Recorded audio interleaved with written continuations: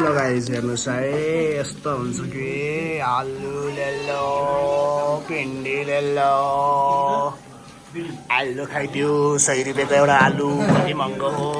जिन्दगीमा ल सुरु गरिदिउँ है त ल अब खाने खाएर नि देखाउनु पर्ने होला जनताहरूले सुरु गर ल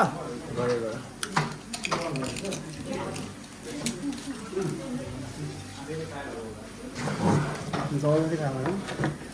कसो छ टोक्नु